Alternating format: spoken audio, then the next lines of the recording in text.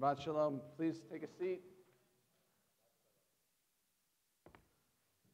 I know that you're used to having a Torah discussion on Shabbos morning.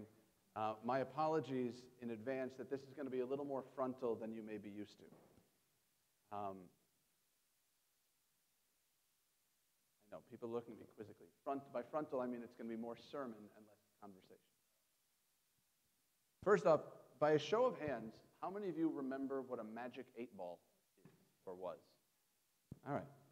A magic 8-ball, for those who don't know, a magic 8-ball was this plastic thing with blue dye. By the way, if you ever cracked it open, just trust me on this, it had blue dye inside it.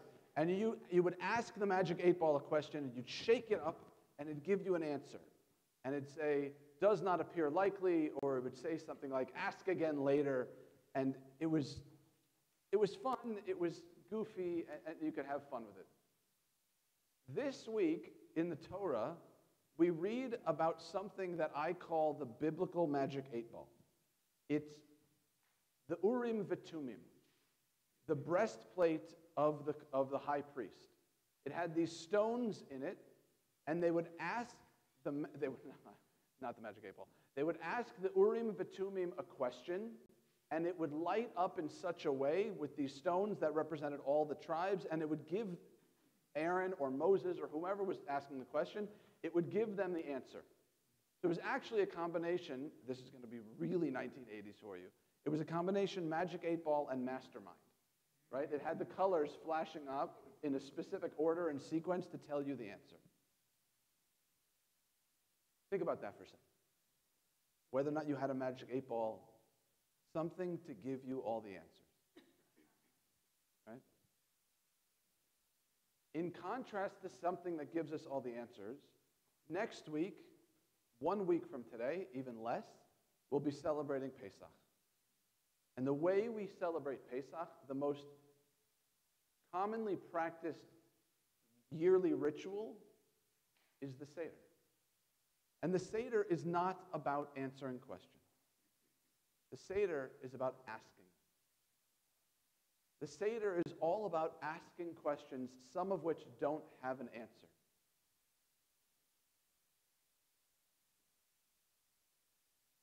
We ask the 4 questions. We ask questions over and over. Next time, when you come to the Seder, and by the way, I can't recommend enough, spend 30 to 45 minutes before your Seder looking at your favorite Haggadah. Not while you're rushing to get to the matzo ball soup, not while you're trying to figure out if the gefilte fish and the chopped liver come out at once or whatever, all those different things, and the brisket, is it drying out?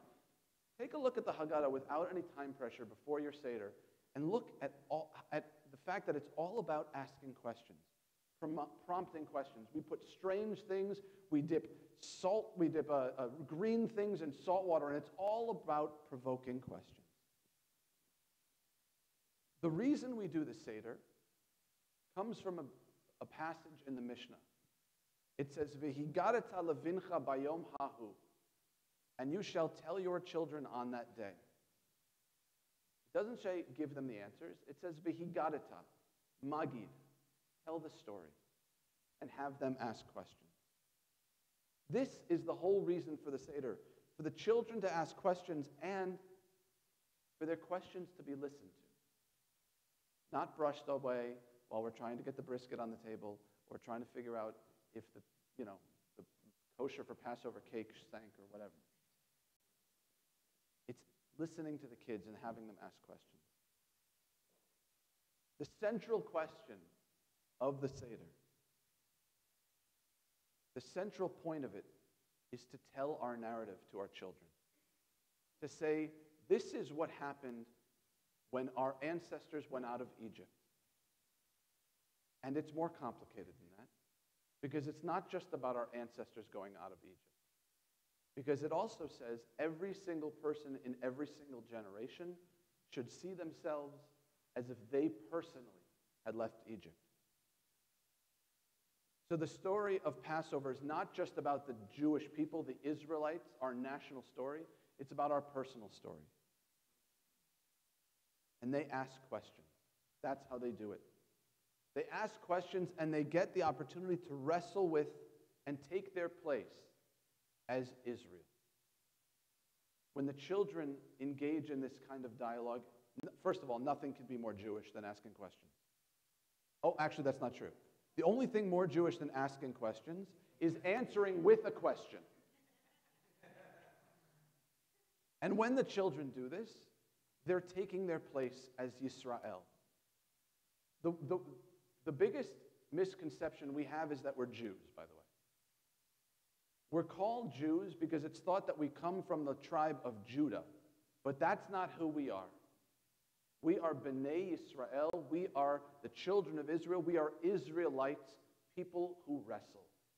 People who wrestle with questions, who wrestle with answers, who wrestle with everything and anything, from the smallest thing to God. We wrestle.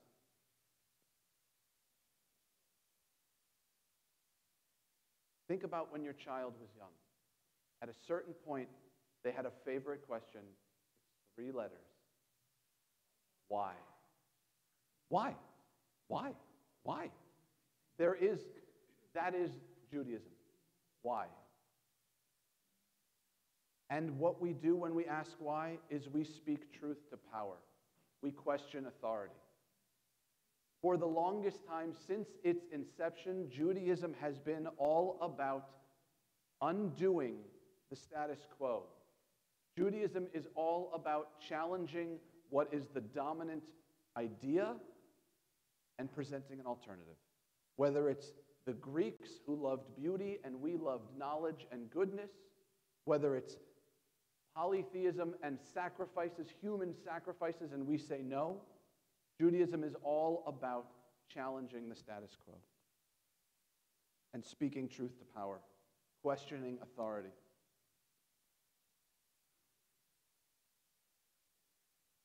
But questions are scary. Questions are scary because they open up possibilities. They don't close them off. They don't give us a sense of comfort. We think that answers do, but answers can be imprisoning as well. And so we question.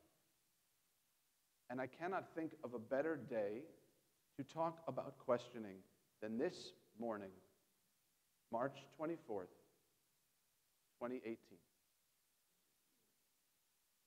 Today, a lot of people are not here. Today, a lot of our members are out. They're marching. They're engaging in something called a March for Our Lives.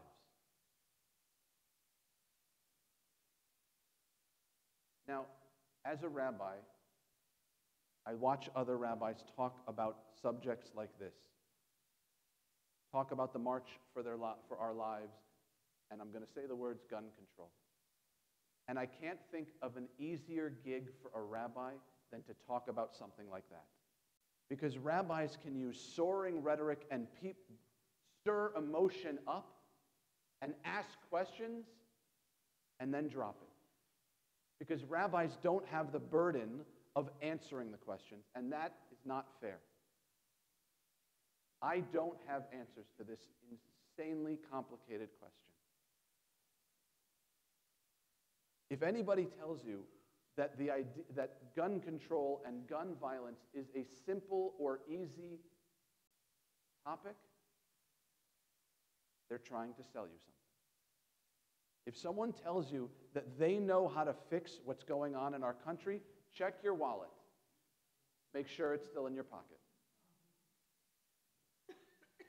There will be questions about gun control and about what the future will bring. We don't have the answers right now, but we cannot stop asking them. You've heard the expression, the perfect is the enemy of the good. No solution is perfect, but we can't let that stop us. It reminds me actually of you've heard this song, you've heard this quote from the Perkei Avot. Lo alecha hamlacha ligmor. Don't sing. Velo alecha ligmor. Velo ata ben chorin lihivatel mimena. It is not up to us always. It's not always our responsibility to finish the work because we can't finish the work, but neither are we free to desist from it. We don't know what the future holds. That's not a Jewish thing to see. It's the magic 8-ball thing, to know what the future holds, but it's not the Jewish thing. The Jewish thing is to ask questions. I posted on Facebook last week some point when our students were leaving their classes, when they were walking out, and I said, I'm not going to try to quote myself, but I said something along the lines of, gun control is neither simple nor easy issue. But I was proud of our students and our children for asking questions and taking action. I actually got a very interesting response to that from a rabbi I used to know, a colleague of mine in New Jersey, who said, well, it actually puts me off because these children are thinking they know, and they're thinking that they know more than their elders. You know me. You know how much I hate to disagree with people. But that was sarcasm. Thanks. Chazan Mimi knew that. I respectfully disagreed with this gentleman, with this rabbi. I said, I could not be more proud of our children. Not because they have the answers, but because they're asking questions like we do at the Seder. Because they're demanding that we ask the questions. They're not letting it go. And that's continuing today. It is not always on us to finish. The job is great and may not be finished by us, but neither are we free from tackling that issue. The Seder is the most widely celebrated calendar ritual in Judaism. Why? Very simple. Because we break down barriers between generations. We come together. We build bridges through our questions, through our singing, and it's not about answering and stopping the question. It's about singing and eating some more. We're able to rediscover new questions every time we sit at the Seder because we change, so the Seder itself changes. Some of the questions that have been asked at the Seder have been asked for thousands of years. And some of the questions that come up at the Seder are being asked for the first time. We cannot, as Jews, be afraid of questions. The minute we are, we stop being Israelites. The minute we become afraid of questions, we stop wrestling. And so anyone who promotes question, anyone who casts a doubt, is doing the most Jewish thing we can. Our job at the Seder is to empower the next generation, to turn to them and say, here is the story that we have. You are going to add to it. You are going to take it and make it your own. You are going to be an Israelite who sees themselves as if you had left Egypt as well. You're going to be one of us. Make it your own. And so we empower a whole generation of question askers. Say that 5 times fast. We empower a whole generation to challenge, to question, to delve, and to ponder. And we don't have all the answers. No one does. No one knows how this is going to turn out, how this experiment of Judaism, this experiment of democracy, this experiment of, what's the word we always talk about on Seder? Freedom. We don't know how it's going to turn out, but we have to continually question. It is not up to us always to finish the task, but we must begin it. We must ask the questions. And so today, on this day, 1 week before Pesach, on a day when our next generation is asking the questions, we need to let that empower us and not threaten us. We need to connect to our children in their asking questions and not stop them from asking. If we do this, then we can talk about the traveling from slavery to freedom. If we allow for questions and if we use that not to distance ourselves but to come closer, both to people who disagree with us and through generations, then we come one step closer to leaving the slavery of dogma and fundamentalism. We come one step closer to liberating ourselves from our own myopic views, and we take a step towards the promised land, towards a place of freedom, of questioning, and of hope. Shabbat Shalom.